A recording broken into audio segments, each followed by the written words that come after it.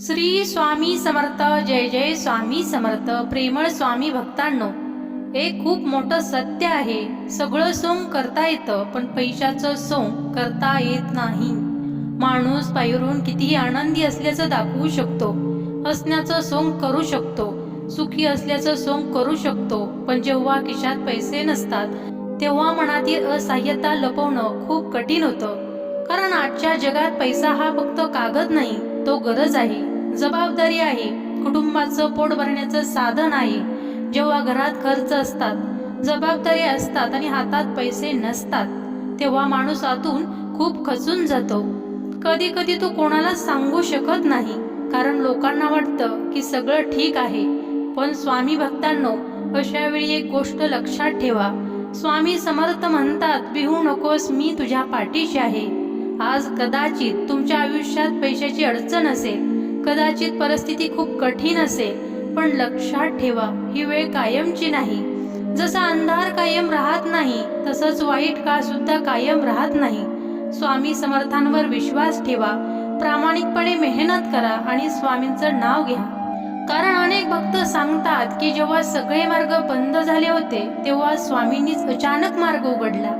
कधी एखादी नवी संधी मिळते, कधी एखादा चांगला माणूस भेटतो, कधी एखादं काम मिळतं आणि हळूहळू परिस्थिती बदलायला सुरुवात होते. म्हणून जर आज तुमच्याकडे पैसे कमी असतील तर स्वतःला कमी समजू नका. कारण माणसाची किंमत पैशाने नाही, तर त्यांच्या श्रद्धा आणि मेहनतीने ठरते. स्वामी भक्तांनो, मनात विश्वास ठेवा.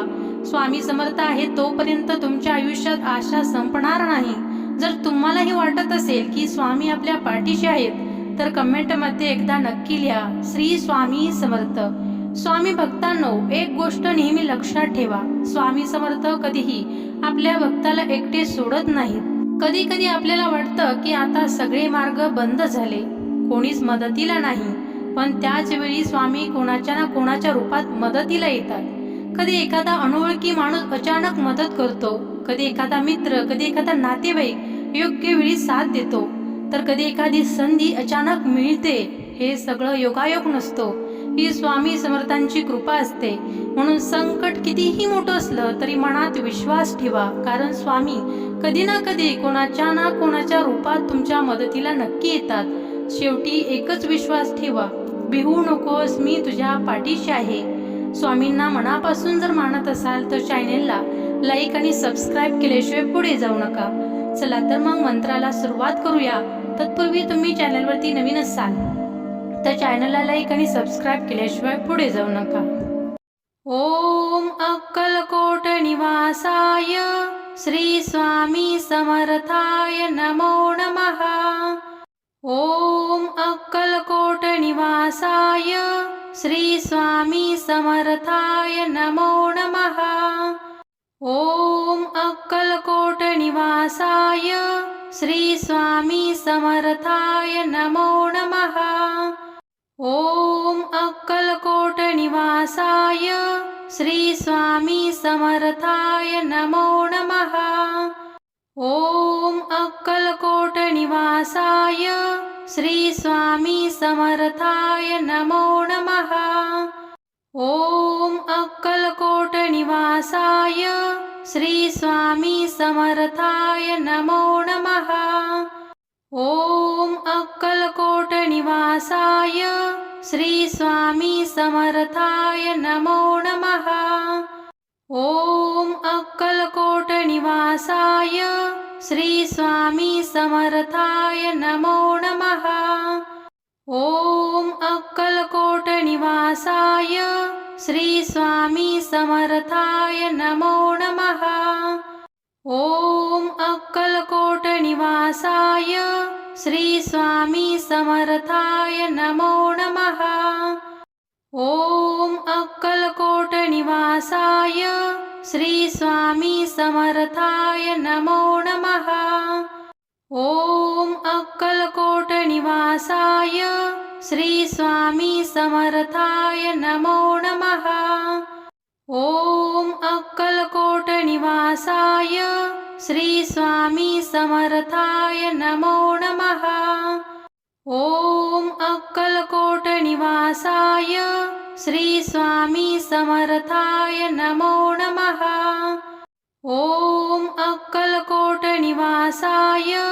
श्री स्वामी समर्थाय नमो नमः।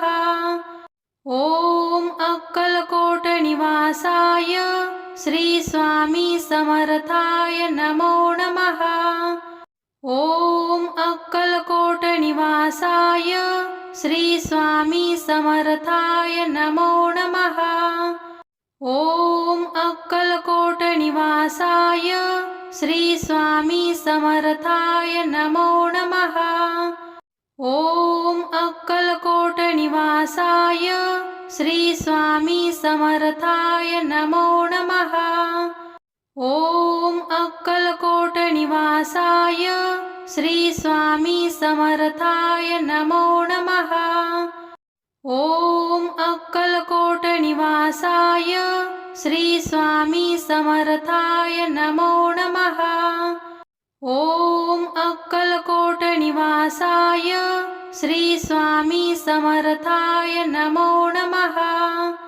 ओम अक्कलकोट निवासाय श्री स्वामी समर्थाय नमो नमः। ओम अक्कलकोट निवासाय श्री स्वामी समर्थाय नमो नमः। ओम अक्कलकोट निवासाय श्री स्वामी समर्थाय नमो नमः। ओम अक्कलकोट निवासाय श्री स्वामी समर्थाय नमो नमः। ओम अक्कलकोट निवासाय श्री स्वामी समर्थाय नमो नमः। ओम अक्कलकोट निवासाय श्री स्वामी समर्थाय नमो नमः। ओम अक्कलकोट निवासाय श्री स्वामी समर्थाय नमो नमः। ओम अक्कलकोट निवासाय श्री स्वामी समर्थाय नमो नमः। ओम अक्कलकोट निवासाय श्री स्वामी समर्थाय नमो नमः। ओम अक्कलकोट निवासाय श्री स्वामी समर्थाय नमो नमः। ओम अक्कलकोट निवासाय श्री स्वामी समर्थाय नमो नमः। ओम अक्कलकोट निवासाय श्री स्वामी समर्थाय नमो नमः। ओम अक्कलकोट निवासाय श्री स्वामी समर्थाय नमो नमः। ओम अक्कलकोट निवासाय श्री स्वामी समर्थाय नमो नमः। ओम अक्कलकोट निवासाय श्री स्वामी समर्थाय नमो नमः।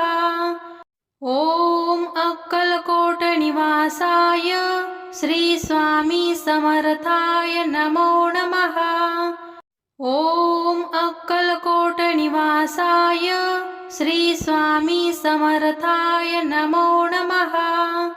ओम अक्कलकोट निवासाय श्री स्वामी समर्थाय नमो नमः। ओम अक्कलकोट निवासाय श्री स्वामी समर्थाय नमो नमः। ओम अक्कलकोट निवासाय श्री स्वामी समर्थाय नमो नमः। ओम अक्कलकोट निवासाय श्री स्वामी समर्थाय नमो नमः। ओम अक्कलकोट निवासाय श्री स्वामी समर्थाय नमो नमः। ओम अक्कलकोट निवासाय श्री स्वामी समर्थाय नमो नमः। ओम अक्कलकोट निवासाय श्री स्वामी समर्थाय नमो नमः। ओम अक्कलकोट निवासाय श्री स्वामी समर्थाय नमो नमः। ओम अक्कलकोट निवासाय श्री स्वामी समर्थाय नमो नमः। ओम अक्कलकोट निवासाय श्री स्वामी समर्थाय नमो नमः। ओम अक्कलकोट निवासाय श्री स्वामी समर्थाय नमो नमः। ओम अक्कलकोट निवासाय श्री स्वामी समर्थाय नमो नमः। ओम अक्कलकोट निवासाय श्री स्वामी समर्थाय नमो नमः।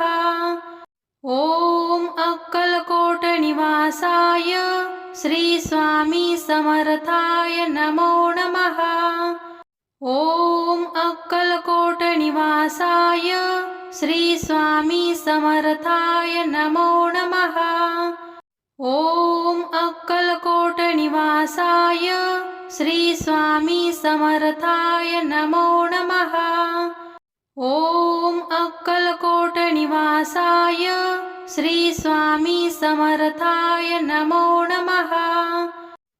ओम अक्कलकोट निवासाय श्री स्वामी समर्थाय नमो नमः। ओम अक्कलकोट निवासाय श्री स्वामी समर्थाय नमो नमः। ओम अक्कलकोट निवासाय श्री स्वामी समर्थाय नमो नमः। ओम अक्कलकोट निवासाय श्री स्वामी समर्थाय नमो नमः। ओम अक्कलकोट निवासाय श्री स्वामी समर्थाय नमो नमः। ओम अक्कलकोट निवासाय श्री स्वामी समर्थाय नमो नमः। ओम अक्कलकोट निवासाय श्री स्वामी समर्थाय नमो नमः। ओम अक्कलकोट निवासाय श्री स्वामी समर्थाय नमो नमः। ओम अक्कलकोट निवासाय श्री स्वामी समर्थाय नमो नमः। ओम अक्कलकोट निवासाय श्री स्वामी समर्थाय नमो नमः। ओम अक्कलकोट निवासाय श्री स्वामी समर्थाय नमो नमः। ओम अक्कलकोट निवासाय श्री स्वामी समर्थाय नमो नमः। ओम अक्कलकोट निवासाय श्री स्वामी समर्थाय नमो नमः। ओम अक्कलकोट निवासाय श्री स्वामी समर्थाय नमो नमः। ओम अक्कलकोट निवासाय श्री स्वामी समर्थाय नमो नमः। ओम अक्कलकोट निवासाय श्री स्वामी समर्थाय नमो नमः। ओम अक्कलकोट निवासाय श्री स्वामी समर्थाय नमो नमः। ओम अक्कलकोट निवासाय श्री स्वामी समर्थाय नमो नमः। ओम अक्कलकोट निवासाय श्री स्वामी समर्थाय नमो नमः। ओम अक्कलकोट निवासाय श्री स्वामी समर्थाय नमो नमः। ओम अक्कलकोट निवासाय श्री स्वामी समर्थाय नमो नमः। ओम अक्कलकोट निवासाय श्री स्वामी समर्थाय नमो नमः। ओम अक्कलकोट निवासाय श्री स्वामी समर्थाय नमो नमः। ओम अक्कलकोट निवासाय श्री स्वामी समर्थाय नमो नमः। ओम अक्कलकोट निवासाय श्री स्वामी समर्थाय नमो नमः। ओम अक्कलकोट निवासाय श्री स्वामी समर्थाय नमो नमः। ओम अक्कलकोट निवासाय श्री स्वामी समर्थाय नमो नमः। ओम अक्कलकोट निवासाय श्री स्वामी समर्थाय नमो नमः। ओम अक्कलकोट निवासाय श्री स्वामी समर्थाय नमो नमः। ओम अक्कलकोट निवासाय श्री स्वामी समर्थाय नमो नमः। ओम अक्कलकोट निवासाय श्री स्वामी समर्थाय नमो नमः। ओम अक्कलकोट निवासाय श्री स्वामी समर्थाय नमो नमः। ओम अक्कलकोट निवासाय श्री स्वामी समर्थाय नमो नमः। ओम अक्कलकोट निवासाय श्री स्वामी समर्थाय नमो नमः। ओम अक्कलकोट निवासाय श्री स्वामी समर्थाय नमो नमः। ओम अक्कलकोट निवासाय श्री स्वामी समर्थाय नमो नमः। ओम अक्कलकोट निवासाय श्री स्वामी समर्थाय नमो नमः।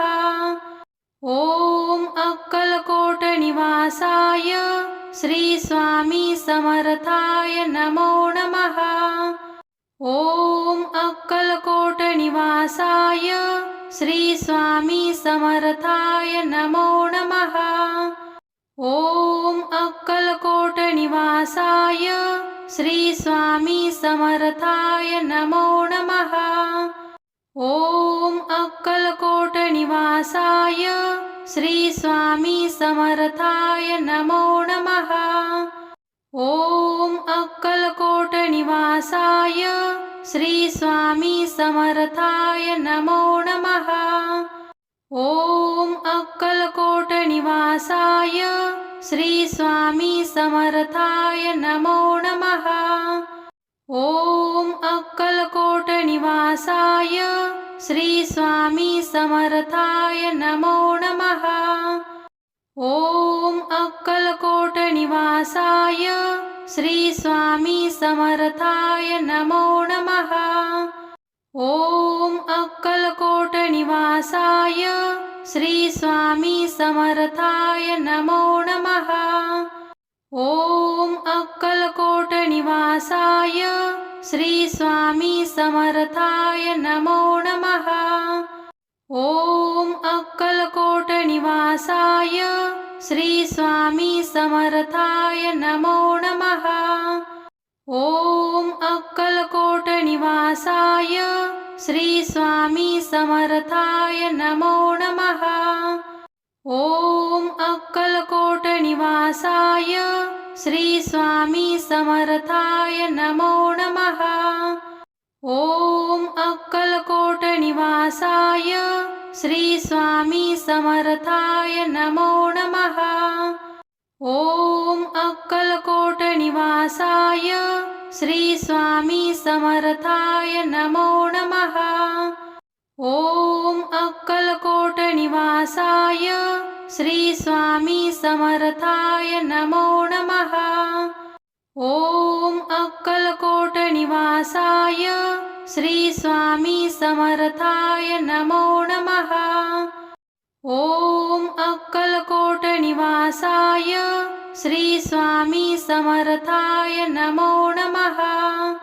ओम अक्कलकोट निवासाय श्री स्वामी समर्थाय नमो नमः। ओम अक्कलकोट निवासाय श्री स्वामी समर्थाय नमो नमः। ओम अक्कलकोट निवासाय श्री स्वामी समर्थाय नमो नमः। ओम अक्कलकोट निवासाय श्री स्वामी समर्थाय नमो नमः। ओम अक्कलकोट निवासाय श्री स्वामी समर्थाय नमो नमः। ओम अक्कलकोट निवासाय श्री स्वामी समर्थाय नमो नमः।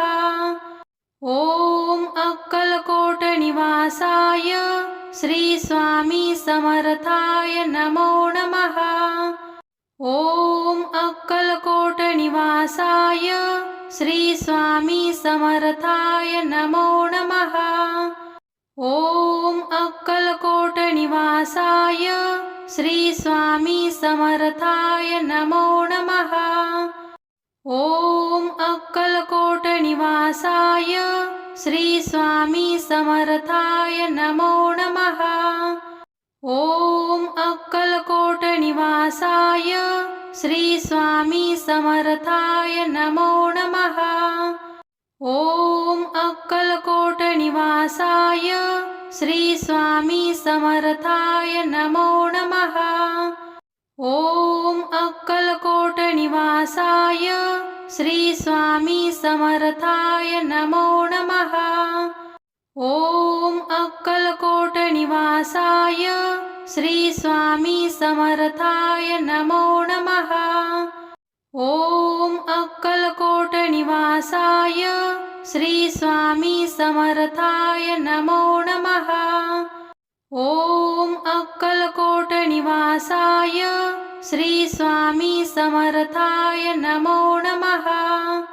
ओम अक्कलकोट निवासाय श्री स्वामी समर्थाय नमो नमः। ओम अक्कलकोट निवासाय श्री स्वामी समर्थाय नमो नमः। ओम अक्कलकोट निवासाय श्री स्वामी समर्थाय नमो नमः। ओम अक्कलकोट निवासाय श्री स्वामी समर्थाय नमो नमः।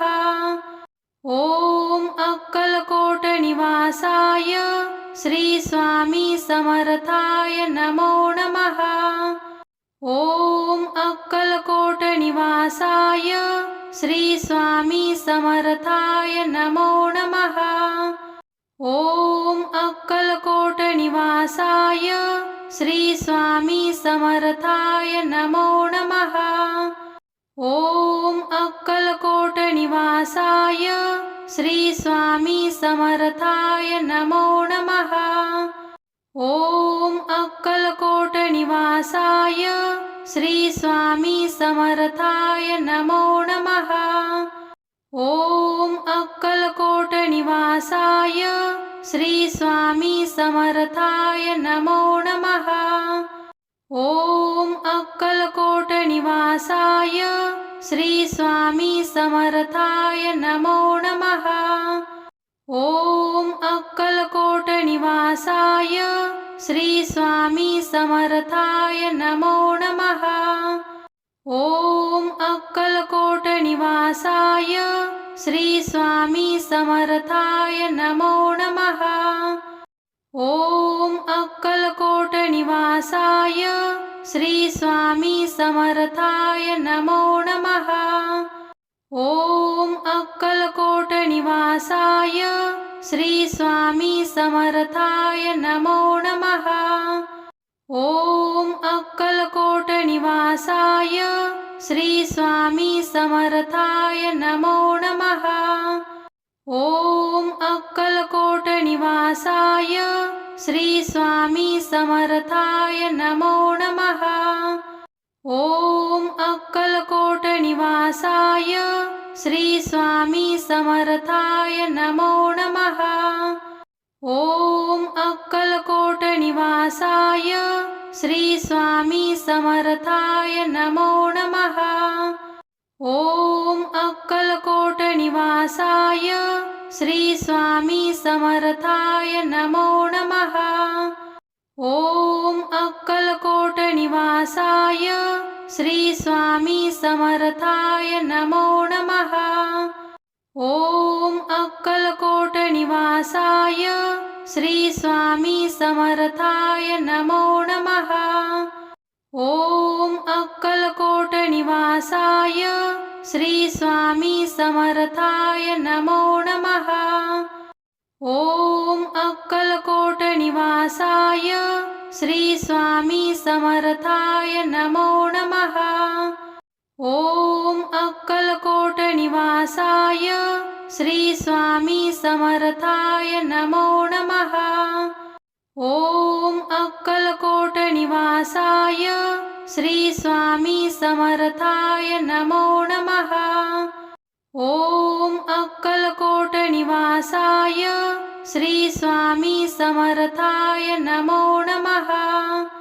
ओम अक्कलकोट निवासाय श्री स्वामी समर्थाय नमो नमः। ओम अक्कलकोट निवासाय श्री स्वामी समर्थाय नमो नमः। ओम अक्कलकोट निवासाय श्री स्वामी समर्थाय नमो नमः। ओम अक्कलकोट निवासाय श्री स्वामी समर्थाय नमो नमः। ओम अक्कलकोट निवासाय श्री स्वामी समर्थाय नमो नमः। ओम अक्कलकोट निवासाय श्री स्वामी समर्थाय नमो नमः। ओम अक्कलकोट निवासाय श्री स्वामी समर्थाय नमो नमः। ओम अक्कलकोट निवासाय श्री स्वामी समर्थाय नमो नमः। ओम अक्कलकोट निवासाय श्री स्वामी समर्थाय नमो नमः। ओम अक्कलकोट निवासाय श्री स्वामी समर्थाय नमो नमः। ओम अक्कलकोट निवासाय श्री स्वामी समर्थाय नमो नमः। ओम अक्कलकोट निवासाय श्री स्वामी समर्थाय नमो नमः। ओम अक्कलकोट निवासाय श्री स्वामी समर्थाय नमो नमः। ओम अक्कलकोट निवासाय श्री स्वामी समर्थाय नमो नमः। ओम अक्कलकोट निवासाय श्री स्वामी समर्थाय नमो नमः। ओम अक्कलकोट निवासाय श्री स्वामी समर्थाय नमो नमः। ओम अक्कलकोट निवासाय श्री स्वामी समर्थाय नमो नमः।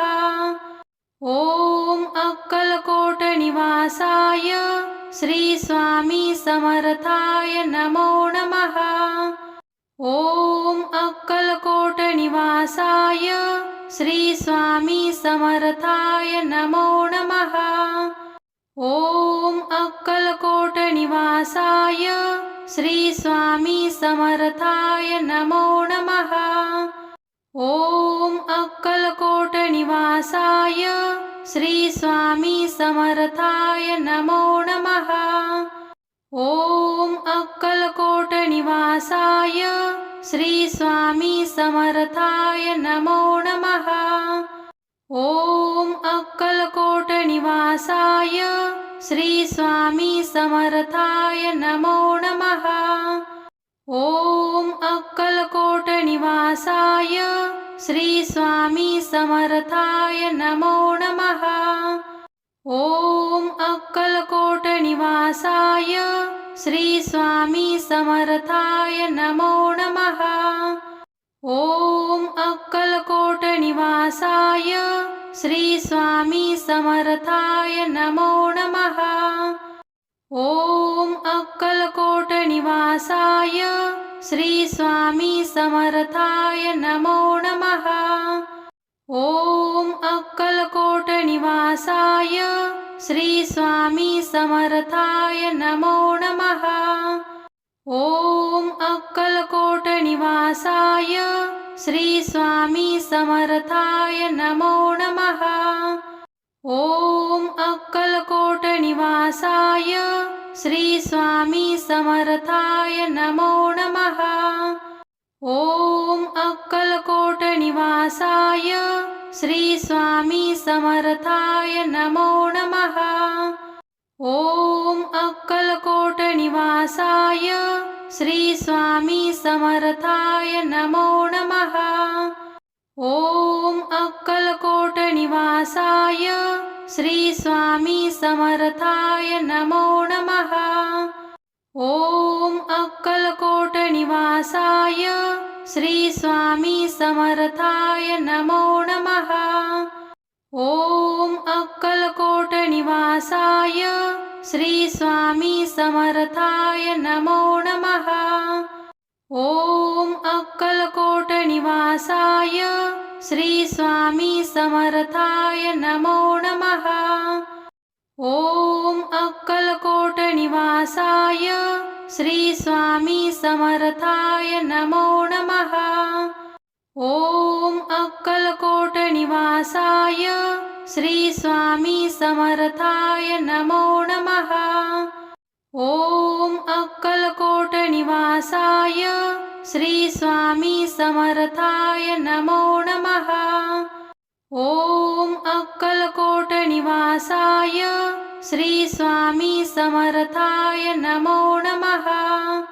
ओम अक्कलकोट निवासाय श्री स्वामी समर्थाय नमो नमः।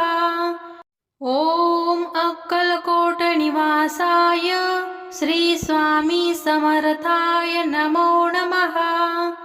ओम अक्कलकोट निवासाय श्री स्वामी समर्थाय नमो नमः।